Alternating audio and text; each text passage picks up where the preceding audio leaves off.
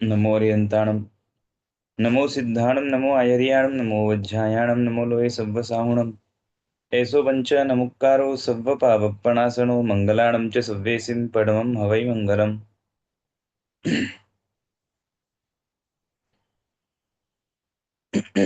छठी दृष्टिना जीवो, एमનું વર્તન, એમનું માનસ, એમની વિચારધારા, એમના રાગ દ્વેષની કક્ષા કેવી હોય વગેરે વાતોની આપણે જે છે ને વિશ્લેષણ કરી રહ્યા હતા, એના ઉપર વિસ્તાર કરી રહ્યા હતા. અને એમાં જે છેલ્લી વાત આવી, એકવાર રિપીટ કરું છું કે આ છઠ્ઠી દ્રષ્ટિવાળા જીવો, એમનું મન હંમેશા શાસ્ત્રોમાં જે ભાવનાઓ કહેલી છે, બરાબર છે, મુખ્યત્વે જે 16 ભાવનાઓ છે, જેની અંદર વૈરાગ્યનો રસ પણ ઝરે છે, ઔચિત્યનો રસ પણ છે, અને સાથે સાથે એની અંદર બીજા જીવો પ્રત્યેનું ખરેખર આત્માને કેવું વલણ હોવું જોઈએ એ બધી વાત પણ એની અંદર આવી જાય છે. આખા જગતની વ્યવસ્થા કેવી છે એ પણ એની અંદર આવી જાય છે. અને એ બધી જ ભાવનાઓથી એ છઠ્ઠી દ્રષ્ટિવાળા જે કોઈ પણ આત્મા છે એ ભાવનાઓની અંદર એમનું મન સતત રમતું હોય છે. કારણ કે શુદ્ધિ કારક અને શુભ ભાવના આપાદક એટલે કે શુભ ભાવને પ્રદાન કરનાર આ બધી ભાવનાઓ છે, અને શુદ્ધિને પણ કરનાર આ બધી ભાવનાઓ છે, વૈરાગ્યને જાળવી રાખનાર, મેન્ટેન કરી રાખનાર આ બધી ભાવનાઓ છે. અને પાંચમી દ્રષ્ટિવાળા એ બધી ભાવનાઓને સમ્યક રીતે જાણે છે ખરા, સમ્યક રીતે વેદી પણ શકે છે, પણ એ ભાવનાઓમાંથી જે મેળવવાનું છે એ મેળવવાનું એમનું જે છે ને હજી બાકી છે. કારણ કે હજી પણ પાંચમી દ્રષ્ટિવાળા જીવોના જીવનની અંદર અપ્રશસ્ત કષાયો રહેલા છે, બરાબર છે. અને છઠ્ઠી દ્રષ્ટિવાળા જે જીવો છે અત્યંત વિવેકી છે, ગીતાર્થ છે અથવા ગીતાર્થ જેવા છે, અત્યંત માર્ગાનુસારી સૂઝવાળા છે, સ્વ પરનું હિત બહુ સારી રીતે કરી શકે એવા છે, મન સતત જેમનું એટલું બધું નિર્મળ છે કે એમના સંપર્કમાં આવનારા જીવો ઉપર તરત પ્રભાવ પાડી શકે, બરાબર છે. અને એનું કારણ શું છે તો કે શુદ્ધિ એમના જીવનનું લક્ષ્ય છે, અને સાથે સાથે મનની અંદર અશુભ ભાવનો નામો નિશાન નથી, શુભ ભાવોથી આખે આખા વ્યાપ્ત છે, બરાબર છે. એટલે કદાચ એમના જીવનની અંદર કોક પાપ ક્રિયા થાય. આમ તો કેવું છે, છઠ્ઠી દ્રષ્ટિવાળા જો સાધુ હોય તો એમને ક્યારેય પણ અતિચાર લાગે નહીં. અને જો છઠ્ઠી દ્રષ્ટિવાળા જો શ્રાવક હોય તો એમના વ્રતોમાં પણ, એટલે જેટલા વ્રતો લીધેલા હોય એટલા વ્રતોને બહુ સારી રીતે પાડે. મોટે ભાગે તો જે છે ને ચાન્સ એ જ છે કે 12 વ્રત બહુ સારી રીતે પાડી શકે એવા હોય. અને જો ચોથા ગુણસ્થાનક વાળા હોય, એટલે માત્ર સમ્યક દર્શન હોય પણ વિરતિ ન હોય, તો પણ એમનું સમ્યક દર્શન નિરતિચાર હોય, અને સાથે સાથે પાપ ક્રિયાની અંદર એમનું જે કંઈ પણ જોડાણ થાય, ઇવન અવિરતિધર એટલે દેશવિરતિ વાળા જે શ્રાવક છે એમના જીવનમાં પણ અમુક પાપ ક્રિયા રહેવાની, પણ એ ક્રિયા જે કોઈ પણ પાપની થશે એની અંદર એમની જે છે ને શું કહેવાય કે પાપની ક્રિયાઓ, ચેષ્ટાઓ, એની અંદર એમનું મન ભળતું નથી. એટલે કે અપ્રશસ્ત એવા રાગદ્વેષ સાથે એની અંદર ભળતા નથી, બરાબર છે. એટલે કદાચ ચારિત્ર મોહનીયનો દેશથી અથવા સર્વથી ઉદય પણ હોય તો પણ એ જીવો કેવા છે તો કાયાથી માત્ર સંસારની પ્રવૃત્તિમાં હોય, બરોબર છે. અને બાકી એવા કર્મનો ઉદય ન હોય તો આ જીવોની કાયા પણ ધર્મ પ્રવૃત્તિ સિવાય બીજા કેમાંય ન હોય. એટલે સંસારની પ્રવૃત્તિ પણ એ લોકો શાસ્ત્રથી નિરપેક્ષ રહીને ન કરે. એટલે કે સંસારની જે કંઈ પણ પ્રવૃત્તિ કરવાની આવે એની અંદર શાસ્ત્ર જેટલો વિવેક બતાવે, જેટલા સારા આચરણની અપેક્ષા રાખે, એ બધું જ એમના જીવનની અંદર હોય. એટલે લાભાલાભના વિચારપૂર્વક એમની બધી જ પ્રવૃત્તિઓ હોય છે. એટલે લાભ અને અલાભ એટલે નુકસાન બંનેનો વિચાર કરે, અને એમાં નુકસાન ઓછામાં ઓછું થાય અગર થવાનું હોય તો, અને અથવા તો ન થવાનું હોય એટલે બચી શકાતું હોય તો ચોક્કસ બચે, અને લાભ જ થાય એવા પ્રયત્નો એમના હોય. બરાબર છે. હવે અહીંયા આ જીવોનો વિવેક કેટલો સૂક્ષ્મ છે એના માટે બેસ્ટ દ્રષ્ટાંત તરીકે તીર્થંકર ભગવંતનું દ્રષ્ટાંત અપાય છે કે ભગવાન મહાવીર જ્યારે ગર્ભકાળમાં હતા, બરાબર છે, ત્યારે હવે ગર્ભકાળની અંદર તીર્થંકર ભગવંતો જ્યારે હોય છે ત્યારે પણ છઠ્ઠી દ્રષ્ટિમાં જ હોય છે. અને આમ નિયમ એવો છે કે તીર્થંકર ભગવંતોનો જન્મ થાય એના પછી બાળપણ વગેરે વીતે, એટલે કે યુવાવસ્થા, બરોબર છે, આ બધું જે છે ને આગળ વધે ત્યાર પછી પરમાત્માને લગ્નની ગ્રંથિથી કદાચ જોડાવાનું આવે તો જોડાય, સાથે રાજ્યનો ભાર ઉપાડવાનો આવે તો પણ ઉપાડે, અને આ બધું ન હોય તો રાજકુમાર અવસ્થામાં પણ એ તીર્થંકર ભગવંતો એનો દીક્ષાકાળ પાકે અને પોતે દીક્ષા લે છે. પણ ત્યાર સુધી તો એમનું જીવન ચોથા ગુણસ્થાનક વાળું અને છઠ્ઠી દ્રષ્ટિ વાળું હોય છે. એટલે કે આ સ્થિત પ્રજ્ઞવાળી અવસ્થા, સતત શુભ ભાવની અંદર મગ્નતા, અશુભ ભાવનો લેશ પણ નહીં, ગુણોનો ભંડાર અને દોષનું નામો નિશાન નહીં મનમાં, અને સાથે લક્ષ્ય પણ એમનું ફિક્સ હોય, વૈરાગ્ય પણ સારામાં સારો એમના જીવનની અંદર ઝળકતો હોય, ભાવનાઓ પણ બધી જ જ્યારે જે પ્રકારની ભાવવાની આવે ત્યારે ઉચિત ભાવના ભાવે, બીજા જીવો પ્રત્યે જેવા પ્રકારનું વર્તન ઔચિત્ય વગેરે કરવાનું આવે એ નિર્લેપ ભાવથી સારી રીતે એને બજાવે. પણ ત્યાર સુધી પણ જ્યાર સુધી દીક્ષા નથી લેતા ત્યાર સુધી ચારિત્ર મોહનીયનો ઉદય તો માનવાનો આવે. અને ગર્ભકાળની અંદર તો કહેવાય કે ચારિત્ર મોહનીનો ઉદય છે જ, કારણ કે ત્યાં કોઈ જાતની વિરતિ હોતી નથી. હવે આ ભગવાન મહાવીરની જે વાત ચાલે છે એમાં એવું છે કે શાસ્ત્ર જ કહે છે કે એમનું ચારિત્ર મોહનીય કેવું હતું, તો કે સોપક્રમ હતું. એટલે નિકાચિત નહોતું, પણ કેવું હતું કે એના ઉપર જો પ્રયત્ન કરવામાં આવે તો તૂટી શકે એવું હતું. બરોબર છે.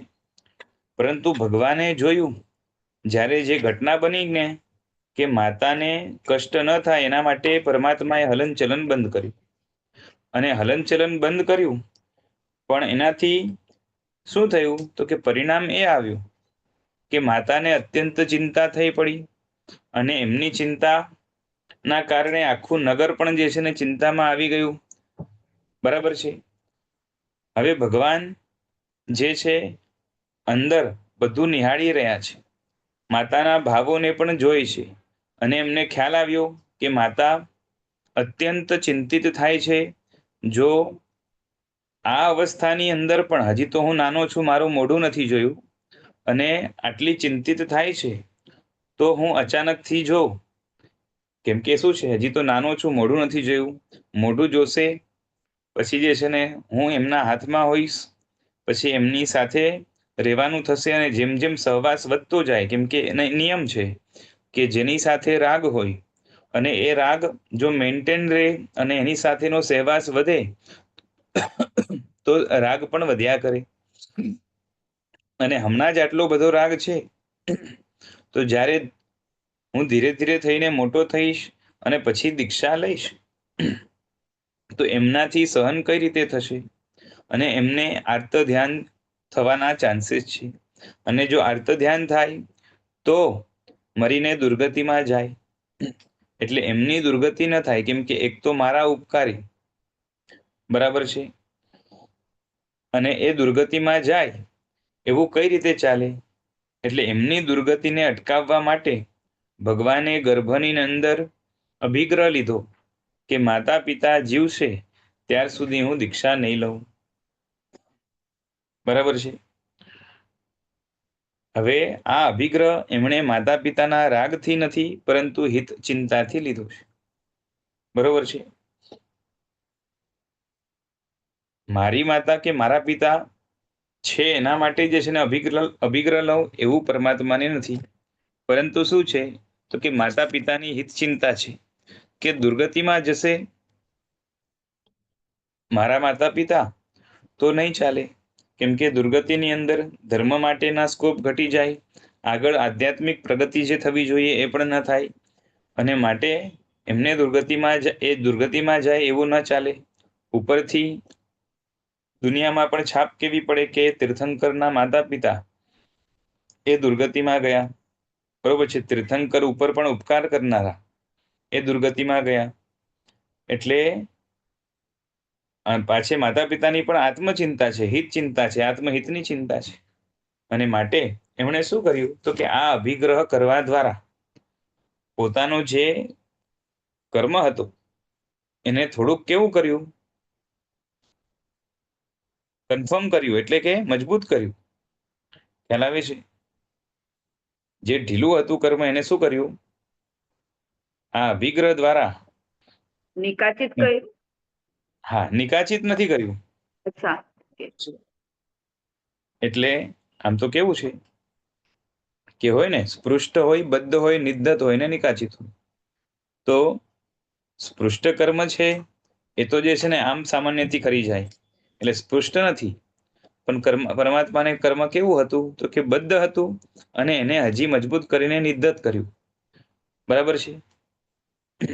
કેમ કે વધારે મજબૂત કરીને નિકાચના કરવામાં તો શું જોઈએ તો કે એવા તીવ્ર જે છે ને એ ચારિત્ર મોહનીય ના જે છે ને આમ કહેવાય ને કે એ ઉપાદેયતાના પરિણામ અથવા તો કેવું છે કે બહુ તીવ્ર પરિણામથી જ્યારે કરવામાં આવે તો એના કારણે તો ઘણી વાર એવું થઈ જાય કે પછી દીક્ષા લેવી હોય ત્યારે પણ દુષ્કર થઈ જાય.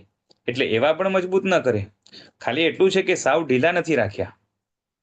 બરાબર છે. કેમ કે ઢીલા રાખે તો થોડોક વૈરાગ્ય વધે તો શું થઈ જાય? દીક્ષા તરફ પ્રયાણ થઈ જાય. એટલે એ પણ ન થાય. એટલે પરમાત્માએ પોતાના કર્મને શું કર્યું કે કર્યું મજબૂત. બરોબર છે. અભિગ્રહ દ્વારા શું કર્યું છે? પોતાના ચારિત્ર મોહનીયને બરોબર છે મજબૂત કર્યું. અને આ પણ જે છે ને એ કોણ કરી શકે? કે જે આ લેવલના હોય એ. બરોબર છે. આપણા માટે એ વસ્તુ નથી. સમજાય છે? હું એ જ પૂછવાની હતી નેક્સ્ટ હમણાં. હા. અને અથવા તો એવા કોઈ ગીતાર્થ જ્ઞાની હોય અને એ તમને કહે કે જેસને તમારી આ પરિસ્થિતિ છે અને હવે તમે હમણાં આવા પ્રકારનો અભિગ્રહ કરો તો કરાય, પણ સ્વતંત્ર રીતે ભગવાને જે રીતે કર્યું એવું આપણાથી ન કરાય. કેમ કે કેવા ભાવો કરવા દ્વારા રિઝલ્ટ આગળ જઈને શું આવશે આપણને ખબર નથી. ખ્યાલ આવે છે? આપણને તો જે છે ને સારા ભાવ કરવાનું કીધું હોય તો એમાં ઓવર સ્માર્ટ બનીને જે છે ને જેવા ન હોય એવા સારા કરીએ. ખ્યાલ આવે છે? કેમ કે કેવું છે, સારા નરસાની પણ જે છે ને ઓળખ જેવી જોઈએ એવી આપણને છે નહીં. આમ જોવા જાવ તો જે છે ને આ કેસ પણ કેવો ગણાય? અપવાદિક ગણાય ને. કેમ કે સામાન્યથી ક્યારે પણ ચારિત્ર મોહનીને મજબૂત કરવાનું આવે કે ઢીલું કરવાનું આવે? ખ્યાલ આવે છે? બરોબર છે. ઢીલું કરવાનું આવે. હા. એટલે આ તો જે છે ને આખું જે છે ને ઉલટો કેસ છે. એટલે આ રીતે આપણે જે છે ને સીધે સીધું આવું કરી ન શકીએ. પણ પરમાત્મા જે છે ને એટલા સમજુ છે, એટલા જ્ઞાની છે અને લાભાલાભ વિચારીને કામ કરે છે. ખ્યાલ આવે છે? જી. અને એની અંદર માતા પિતાનું પણ હિત છે ને પોતાનું પણ હિત છે. કઈ રીતે? તો કે જે છે ને કર્મને પોતે ઢીલા રાખે તો પોતે તો જે છે ને એ જલ્દીથી દીક્ષા લઈ લે વગેરે બરોબર છે, પણ પાછે જો આવી અવસ્થામાં પોતે પાછે માતા પિતાની દુર્ગતિને જે છે ને જોઈ શકે છે એટલે એમના ભાવોના આધારે નક્કી કરી શકે છે કે હું લઈશ દીક્ષા તો ચોક્કસ એમને આત્મધ્યાન થશે અને એનાથી દુર્ગતિ થશે. અને માટે જો આવું જોવા છતાં પણ જો એના માટે કંઈ ન કરે તો પરમાત્મામાં શું આવી જાય? દિઠ્ઠાઈ આવી જાય. બરોબર છે ને? ઉપકારી પ્રત્યે અને યોગ્ય પાછે માતા પિતા બંને લાયક આત્માઓ છે, એટલે લાયક આત્માઓ ઉપર પણ જે છે ને ઉપકાર કરી શકાય છે. અને સામેની દુર્ગતિ દેખાય છે છતાં પણ ન કરે તો શું આવી જાય? જેમાં આપણે પણ આપણી સામે કોઈ દુઃખી હોય અને એના માટે કંઈ ન કરીએ તો શું કહેવાય? આપણે દિઠ્ઠા કહેવાય. તો એવી દિઠ્ઠાઈ આવી જાય, અને એવું ક્યારે પણ પરમાત્મા થવા જ નથી. સમજાય છે? એટલે હવે જો પરમાત્મામાં જો દિઠ્ઠાઈ આવે તો એમનું પોતાનું આત્મહિત અટકી જાય ને. ખ્યાલ આવે છે? હવે દિઠ્ઠાઈ ન આવે એના માટે કંઈ પગલું લેવાનું છે, અને પરમાત્માએ લીધું, પણ એવું પગલું આપણા માટે જે છે ને એ કેવું લેવું, ક્યારે લેવું, શું લેવું, એ બધું જે છે ને નક્કી ગીતાર્થ ગુરુ કરી આપે, આપણે પોતે નક્કી ન કરી શકીએ.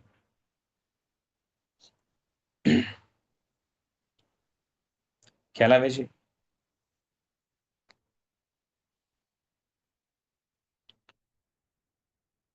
હવે આગળ કે સમજો નેમિનાથ ભગવાન છે, એની વાત કરે છે કે નેમિનાથ ભગવાને જે કુમાર અવસ્થામાં હરિ અને ગોપીઓના કહેવાથી જલ ક્રીડા કરી, તેમાં પણ આવું જ ઔચિત્ય હતું.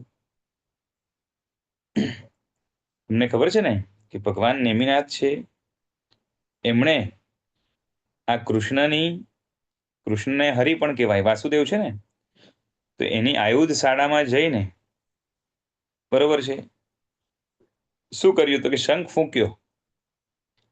બરોબર છે. બીજા લોકો તો જે છે ને એ ફૂંકવા માટે અસમર્થ હોય, એવો શંખ એમણે રમતમાં ઉપાડી લીધો અને ફૂંકવા લાગ્યા, અને બીજા પણ જે આયુધો હતા એ વાસુદેવ સિવાય બીજા કોઈ ઉપાડી ન શકે. બરોબર છે. ચક્રવર્તી હોય તો અલગ વાત છે, પણ એ તો હતા નહીં ત્યારે. એટલે ત્યારે પાછી નેમિનાથ છે, એની વિશેષ શક્તિઓ કોઈએ ક્યારેય જોઈ નહોતી એની પહેલા. એટલે લોકોને ખબર નથી કે કૃષ્ણ કરતા પણ વધારે શક્તિશાળી આ છે. ખ્યાલ આવે છે? અને હવે આ કૃષ્ણ મહારાજા એમનો શંખ ફૂંકાયો ત્યારે આખા જે છે ને શું કહેવાય, બધી જ જગ્યાએ એ અવાજ પહોંચ્યો. એટલે અવાજ આ કૃષ્ણ મહારાજાને પણ જે છે ને સંભળાયો, તો કે જે છે ને ખ્યાલ પણ આવી ગયો કે આ શંખ જે છે એ મારો જ છે ફૂંકાયેલો. તો એ ફૂંકનાર કોણ છે? મારો શંખ ફૂંક્યો કોણે? બરાબર છે. તપાસ કરતા ખબર પડી કે આ નેમિ કુમાર છે, એમણે આ શંખ ફૂંક્યો છે. અને આમ પાછે જે છે ને લક્ષણો વગેરે એ એના ઉપરથી, અને જે છે ને 14 સ્વપ્ન વગેરે આવ્યા હતા એના ઉપરથી ખ્યાલ તો છે કે આ થવાના છે તીર્થંકર. પણ એમને પાછે ભય લાગી ગયો કે જેમને શાંતિનાથ વગેરે તીર્થંકર ચક્રવર્તી વગેરે થયા, તો એ પણ જે છે ને આ મારું રાજ્ય જો પડાવી લેશે તો હાથમાંથી રાજ્ય જશે. એટલે એમને થયું કે જો એમનું સત્વ હણાઈ જાય, શરીરમાંથી બળ ઓછું થવા માટે જે છે ને અબ્રહ્મ વગેરેનું સેવન થાય તો બળ ઘણું ઓછું થઈ જાય. બરાબર છે?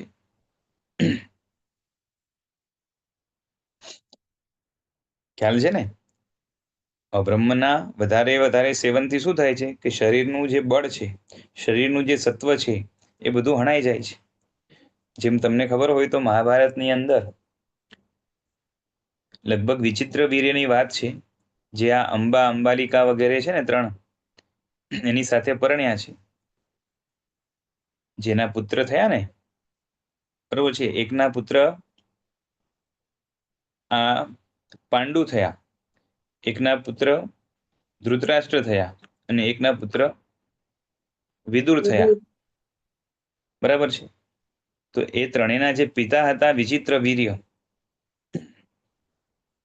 તો એ ત્રણ જે છે ને નામ લગભગ નામ એવું છે અંબિકા ને અંબાલિકા, એ રીતે નામ છે લગભગ.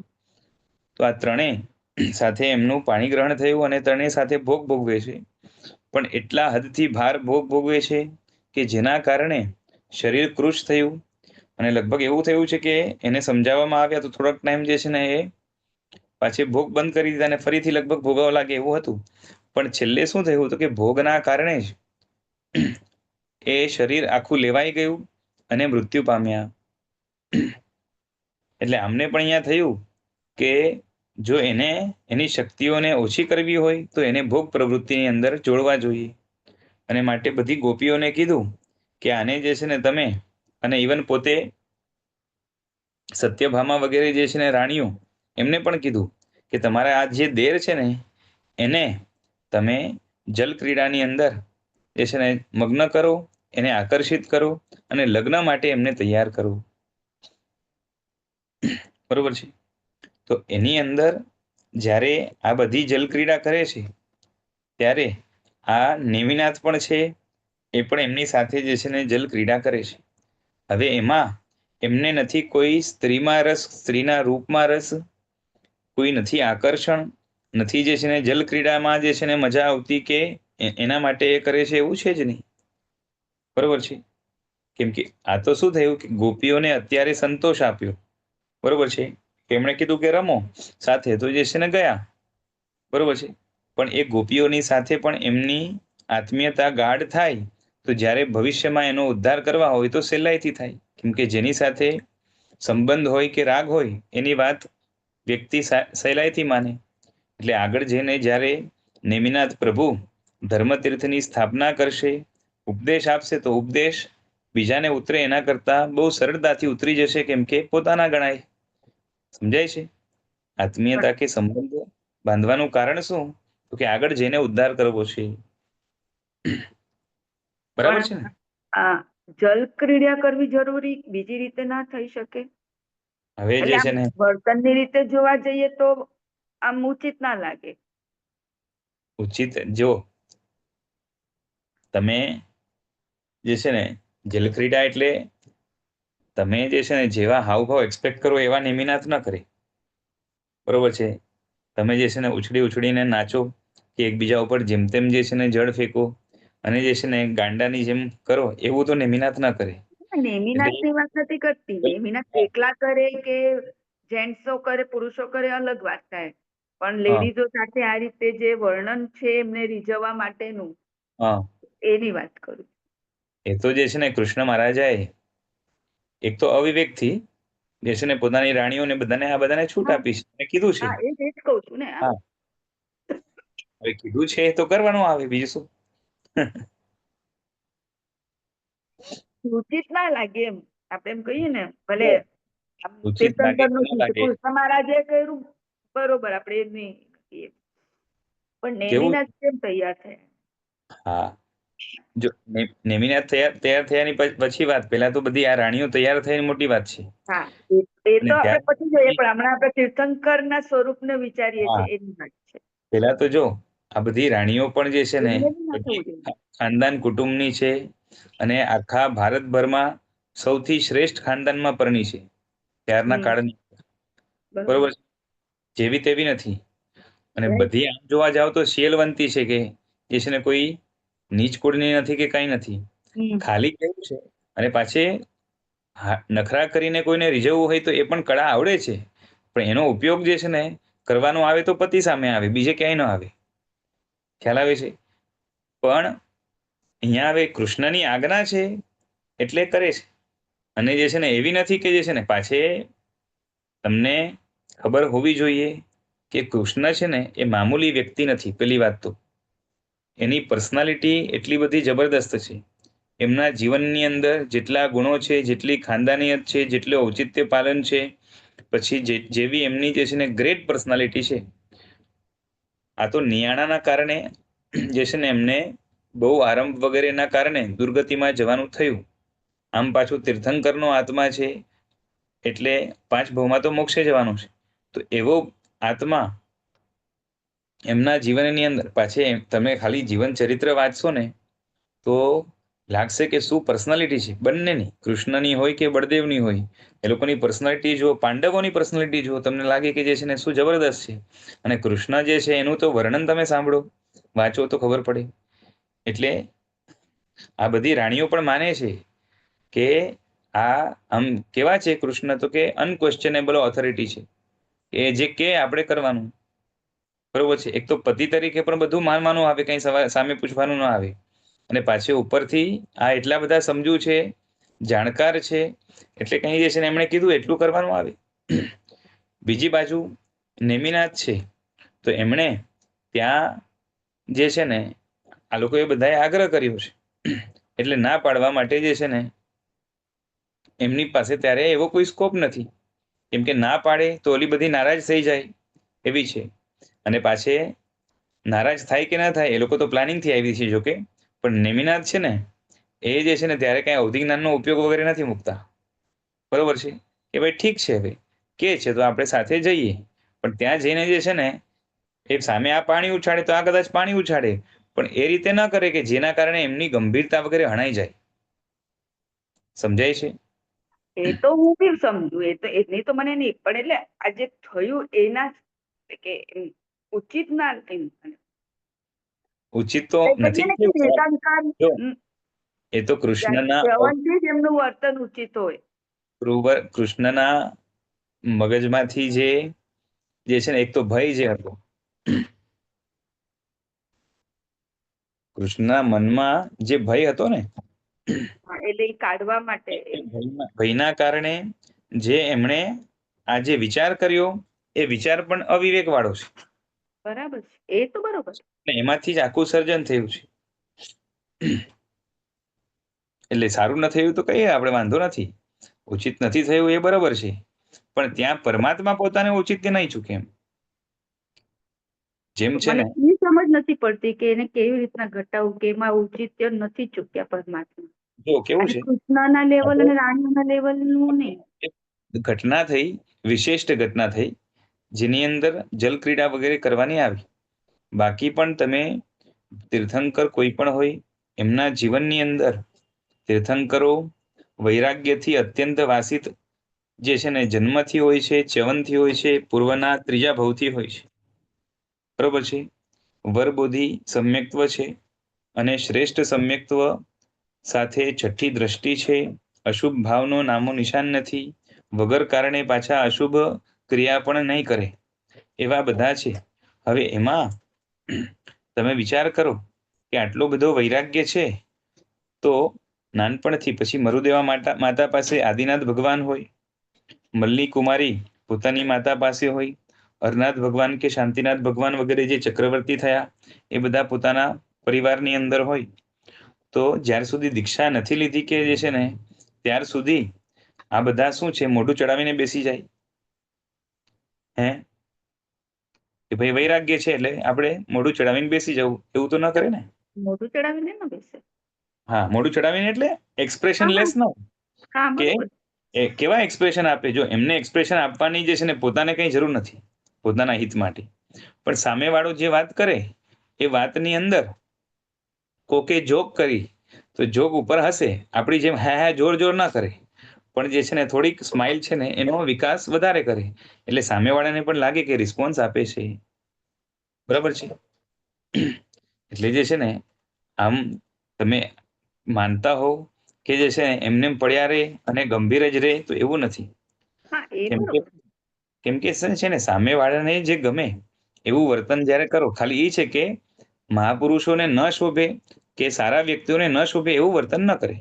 બાકી જે છે ને તમે સામાન્યથી થોડુંક હસો, પછી સ્માઈલ આપો, પછી જે છે ને સામેવાળાને ગમે એ રીતે તમે વર્તન કરો, તો એનાથી કઈ જે છે ને સજ્જન માણસોની ઇમેજ કઈ હણાઈ નથી જતી. બરોબર છે. એટલે ભગવાન છે માતાને ગમે એ રીતે પણ કરે. ખ્યાલ આવે છે? માતા જે છે ને જેમ હોય ને નાનો બાળક હોય તો એને માતા શું છે કે ઓલાને તો બોલતા જે છે ને આવડે છે કે નહીં, માતાને તીર્થંકરને તો બોલતા આવડતું હોય પણ ખબર પણ ન હોય, પણ જે છે ને એ તોતલી ભાષામાં બોલે કે આલુ લુલુ કરીને બોલે, બરોબર છે. અને ત્યારે માતા શું એક્સપેક્ટ કરે કે હું આવું બોલું અને જે છે ને બાળક હસે તો ત્યારે હસવા લાગે. સમજાય છે? જી. હા, પણ ત્યારે કઈ જરૂર નથી હસવાની, એટલે એમને કઈ ફરક નતો પડતો. પણ શું કરે કે બધા સાથે વર્તન એવું કરે ને કે જેના કારણે બધાની લાગણી વધારે બંધાય. અને એ લાગણી બંધાવાના કારણે શું થાય કે જ્યારે ઉપદેશ આપશે ને ત્યારે બધાને સટાસટ ઉતરી જશે. ખ્યાલ આવે છે? સડસડાટ છે ને આખો ઉપદેશ છે ને સહેલાઈથી ઉતરી જાય, કેમ કે જેની સાથે લાગણી હોય, પ્રેમ હોય, એની સાથે જે છે ને એની વાતો પણ જે છે ને ઉતારવામાં વાર ન લાગે. આપણે પરમાત્માની પૂજા જે રોજ કરીએ છીએ, ઉત્તમમાં ઉત્તમ જે છે ને વસ્તુઓથી કરીએ છીએ, તો એ બધામાં જે છે ને એક કારણ આ પણ છે કે ધીરે ધીરે આ વસ્તુ કરવા દ્વારા પરમાત્મા પ્રત્યે પ્રેમ વધારીએ છીએ.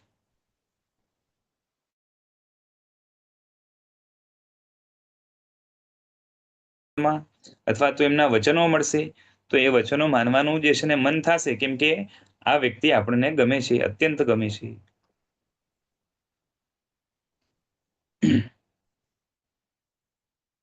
ખ્યાલ આવે છે ને? હા, આ પણ આ બરોબર છે. ઓલું હમ સેટ નથી થતું. હા, એ સેટ કરજો પછી ધીરે ધીરે, બરાબર છે.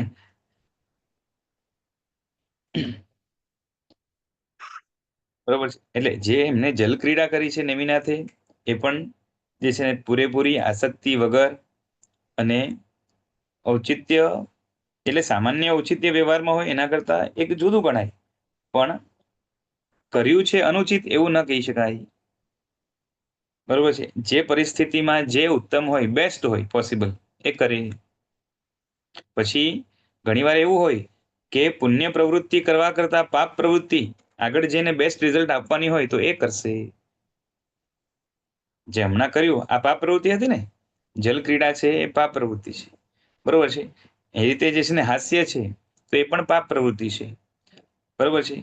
પછી જે છે ને પોતા માટે બનાવેલું ખાવું પીવું વગેરે એ પણ પાપ પ્રવૃત્તિ છે. પછી ગૃહસ્થપણાની અંદર તો કેવું છે, કપડાં પહેરવા એ પણ પાપ પ્રવૃત્તિ છે, નાહવું એ પણ પાપ પ્રવૃત્તિ છે. ખ્યાલ આવે છે? પણ એ બધી પ્રવૃત્તિ જો જે છે ને ન કરે તો વધારે જેવો જોઈએ એવો લાભ આગળ જઈને કરાવી ન શકે એવું બને. અને માટે જે કંઈ પણ કરશે એની પાછળ શુભ આશય હશે અને એનું સારામાં સારું રિઝલ્ટ આવશે એવી બાંહેધારીપૂર્વક, એવી ખાતરીપૂર્વક, એવી સમજણપૂર્વક આ તીર્થંકરના આત્માઓ, ઇવન છઠ્ઠી દ્રષ્ટિમાં રહેલા દરેક આત્માઓ આ રીતે વર્તતા હોય છે. બરોબર છે. જેમ સમરાદિત્યના છેલ્લા ભવની અંદર એમનું જે કંઈ પણ વર્તન હશે એ કેવું હશે, તો કે આના જેવું જ હશે, બરોબર છે. ખાલી તીર્થંકરના આત્મામાં અમુક જાતની સમજણ વિશેષ હોઈ શકે, થોડો ઘણો ફરક પડે, બાકી સામાન્યથી છઠ્ઠી દ્રષ્ટિ વાળા આત્માઓમાં જે ગુણોનો વિકાસ છે એ આ લેવલનો હોય છે. તમામે તમામ ગણધરો છઠ્ઠી દ્રષ્ટિમાં હોય છે. પછી જે પેલા સર્વાર્થ સિદ્ધિની અંદર જેટલા આત્માઓ છે એ બધા છઠ્ઠી દ્રષ્ટિમાં છે. ઘણું ઔચિત્ય આત્મસાત કરીને, ગીતાર્થતાને હાંસલ કરીને, પોતાના શુભ ભાવને જેમણે મેન્ટેન કરી રાખ્યા છે, અશુભ ભાવને મનમાંથી સાવ કાઢી નાખ્યા છે, એવા આત્માઓ ભલે બીજા કોઈ પણ દેવલોકમાં હોય ત્યાં પણ એ છઠ્ઠી દ્રષ્ટિમાં રહેશે. જેમ તીર્થંકરના આત્માઓ 10મા દેવલોકમાં હોય અથવા તો બીજા કોઈ દેવલોકમાં હોય, ઇવન નરકમાં હોય, તો પણ એ પોતાની છઠ્ઠી દ્રષ્ટિને જાળવી રાખે છે.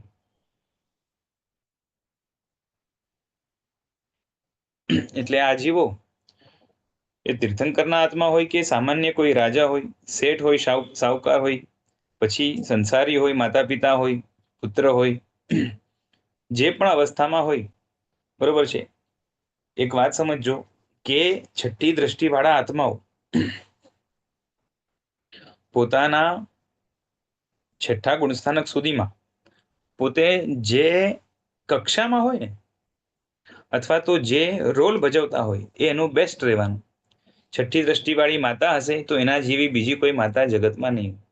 છઠ્ઠી દ્રષ્ટિવાળા પિતા હશે તો એના જેવો કોઈ પિતા દુનિયામાં નહીં. છઠ્ઠી દ્રષ્ટિવાળા જે છે ને કોઈ પુત્ર હોય તો એના જેવો પુત્ર દુનિયામાં બીજો કોઈ નહીં હોય. છઠ્ઠી દ્રષ્ટિવાળા સાધુ હશે તો એના જેવો શુભ ભાવવાળો અને વધારે ઔચિત્યવાળો અને વધારે લોકોનું હિત કરનારો સાધુ બીજો કોઈ જગતમાં નહીં હોય. આ બધું જે છે ને એમનું ટોપ મોસ્ટ રહેવાનું. ખ્યાલ આવે છે? પછી છઠ્ઠી દ્રષ્ટિવાળા મામા હોય તો એના જેવા મામા પણ બીજા કોઈ નહીં હોય, કાકા હોય તો કાકા, એટલે જે કંઈ પણ રોલ એના જીવનમાં હશે એ બેસ્ટ હશે. અને એનું કારણ છે કે મન એનું બધાનું કેવું છે તો કે અત્યંત સ્વચ્છ છે, કોઈનું પણ અહિત થાય એવો કોઈ પણ ભાવ મનની અંદર છે જ નહીં, અને સારા ભાવો, શુભ ભાવો, મૈત્રી આખા જગતની એ પોતાના મનની અંદર સંગ્રહીને રાખેલી છે. અને વૈરાગ્યમાં પણ જરાય કચાશ નથી. બરાબર છે? પોતે પોતાને સતત શુભ ભાવમાં જાળવી રાખી છે, એટલે જ તો એને ધારણા કીધું ને. બરાબર છે? એટલે જે કંઈ પણ કરશે પોતાની જવાબદારી બરાબર સમજીને નિર્લેપ ભાવપૂર્વક, તત્વચિંતનપૂર્વક, સંપૂર્ણ પ્રશસ્ત કશાયથી કરશે. પાંચમી દ્રષ્ટિની અંદર પણ ચારિત્ર મોહનીયનો જો નિકાચિત ઉદય હોય તો ત્યાં નિકાચિત ઉદય છે ને મનને બગાડી શકશે. જ્યારે છઠ્ઠી દ્રષ્ટિમાં કર્મનો ઉદય હોય તો પણ મનને નહીં બગાડી શકે. બરાબર છે? એટલે મનને બગાડી શકે એવો નિકાચિત જેનો ઉદય હોય એ છઠ્ઠી દ્રષ્ટિમાં નહીં આવી શકે, એ પાંચમીમાં રહી શકે બહુ તો.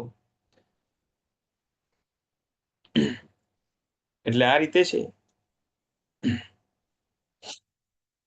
એટલે એમની તાકાત છે કે છઠ્ઠી દ્રષ્ટિવાળા કેવા છે તો કે સમજો કોઈ કશાયનો ઉદય છે હમણાં, એને રાગનો ઉદય હોઈ શકે, દ્વેષનો હોઈ શકે, ક્રોધનો હોઈ શકે, માનનો હોઈ શકે, માયાનો હોઈ શકે, લોભનો હોઈ શકે, બધાનો જે કંઈ પણ કશાયોનો ઉદય હશે, ચારિત્ર મોહનીયના જે કંઈ પણ પ્રકારોનો ઉદય એમને હોય એ બધાને જે છે ને એને બાંધ્યું હોય ત્યારે અપ્રશસ્ત ભાવ હોય, પણ હમણાં એનો ઉદય હોય તો એ આખા ઉદયને ફેરવીને પ્રશસ્તમાં કન્વર્ટ કરવાની શક્તિ આ છઠ્ઠી દ્રષ્ટિવાળા યોગીઓમાં હોય છે.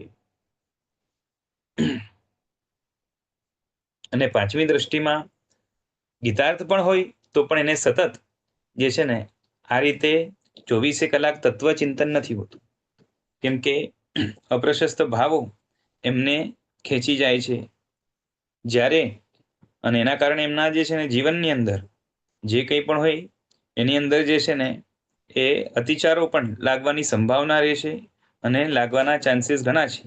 છઠ્ઠી દ્રષ્ટિમાં તો ખાલી ગીતાર્થ નહીં પણ એમ કહેવાય કે મહાગીતાર્થ હોય, અને 24 કલાક પરમાત્માના શાસ્ત્રોમાં, પરમાત્માના શ્રુતમાં જે કોઈ પણ ભાવો દર્શાવ્યા છે, બતાવ્યા છે, અથવા તો જે કંઈ પણ શ્રુત દર્શાવવા માંગે છે પરમાત્માનું, એ ભાવોનું ચિંતન એમને સતત હોય છે 24 કલાક, એક મિનિટ બાકી નહીં, એક સેકન્ડ બાકી નહીં. બરાબર છે? અને એના કારણે છે ને સતત શું કરે છે? પુણ્ય બાંધે છે. પુણ્ય પણ કેવું તો કે પુણ્યાનુબંધી પુણ્ય, એટલે એમનું મન શ્રુતની જે કંઈ પણ ભાવનાઓ છે એની અંદર સતત જે છે ને રમણતા વાળું હોય છે. આથી એ જ્ઞાનને કેવું કહેવાય છે તો આક્ષેપક જ્ઞાન જે છે ને શુભ આક્ષેપક જ્ઞાન છે. એટલે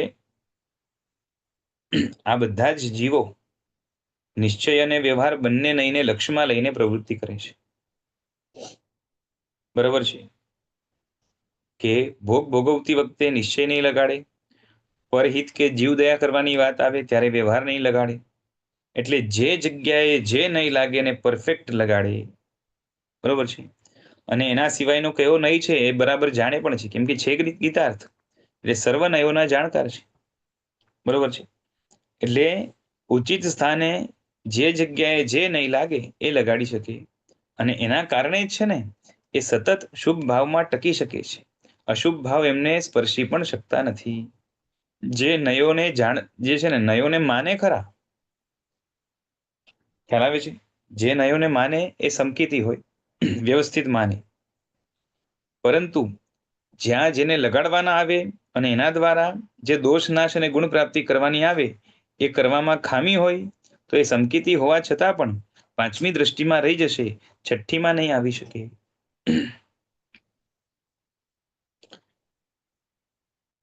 બરાબર છે? આ તો જે છે ને એક્ઝામ્પલ ખાલી 2 નયોનું આપ્યું, બાકી 7 નય થાય, 7માંથી બીજા ઘણા થાય, એમ કરતા કરતા અસંખ્ય નયો થાય. આ બધા જ નયો જે છે ને એ ભલે બધાના જે છે ને એ શું કહેવાય કે નામ આપણે આપી શકીએ કે ન આપી શકીએ, પણ એને ખબર હોય કે આ અપેક્ષાએ આ વસ્તુ આ જગ્યાએ આમ લાગે.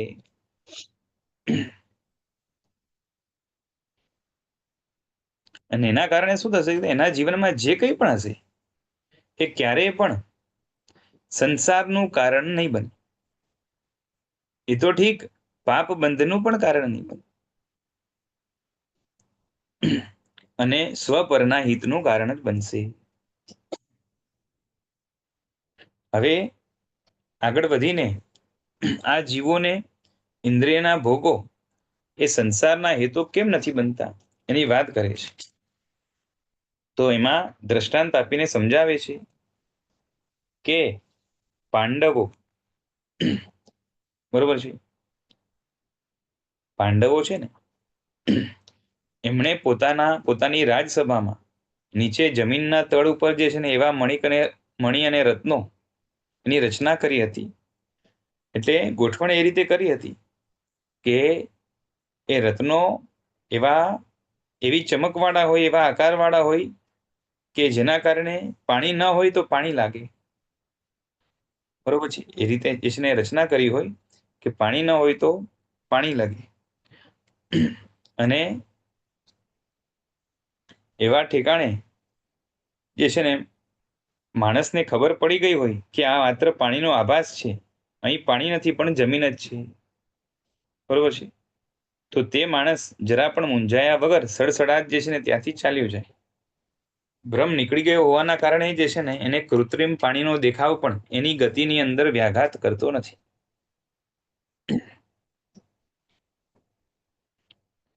એટલે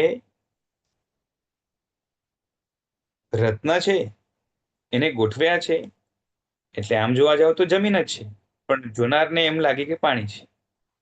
પણ બહુ વિચક્ષણ માણસ હોય એને છે ને ખબર પડી જાય કે પાણીના જે છે ને દેખાવમાં અને અહીંયા જે છે એ ભણે થોડું ઘણું પાણી જેવું દેખાય છે પણ ખરેખર પાણી નથી એવું જે વ્યક્તિ ઓળખી જાય તો એ વ્યક્તિ આ ભલે થોડુંક પાણી જેવું દેખાય છે પણ અહીંયા પાણી નથી એવું ઓળખવાના કારણે એને ભ્રમ ન થાય.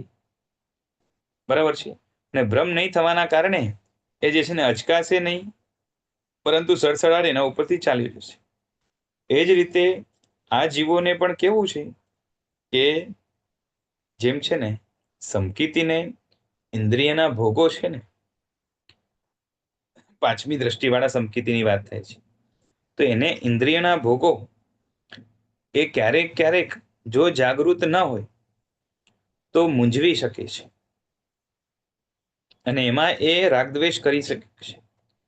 જેમ કોઈ વ્યક્તિને શું કહેવાય કે જે આ જમીનમાં રત્નો બિછાવ્યા છે તો એ પેલા તો સંભાળીને પગ મૂકશે, એને લાગશે કે પાણી છે ને પાણીમાંથી જવાનું છે. હા, પછી એકવાર અંદર ગયા પછી એને ખ્યાલ આવી જશે કે ભાઈ આ પાણી નથી, અને પછી એ જશે, પણ એકવાર એને મૂંઝવી નાખશે. ખ્યાલ આવે છે? પણ અહીંયા તો એવું છે કે છઠ્ઠી દ્રષ્ટિવાળાને તો કે આવી મૂંઝવણ પણ નહીં થાય, એટલે અપ્રશસ્ત કશાયો નહીં થાય, પરંતુ સંસારની જે કોઈ પણ પ્રવૃત્તિ છે, પાપની હોય કે પુણ્યની હોય, શુભ હોય કે અશુભ હોય, બરોબર છે, પછી ઘણીવાર તો જે છે ને એ સીધી લોકમાં માન્ય હોય કે ન હોય, બરોબર છે, જેમ તમે કીધું ને આ, તો એ રીતે કોઈ પણ હોય પણ એમાં એને જરાય મૂંઝવણ ન હોય, એને પૂરેપૂરો કોન્ફિડન્સ હોય કે આ રીતે કરવાથી જે છે ને એનું પરફેક્ટ રિઝલ્ટ આવશે, આમાં મૂંઝાવાની જરાય જરૂર નથી, કેમ કે એમને કોઈ જગ્યાએ ભ્રમ નથી. સમજાય છે?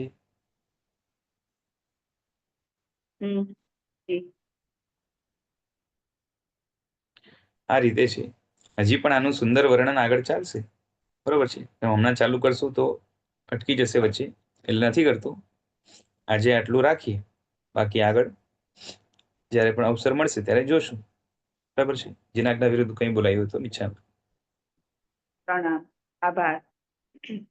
પ્રણામ.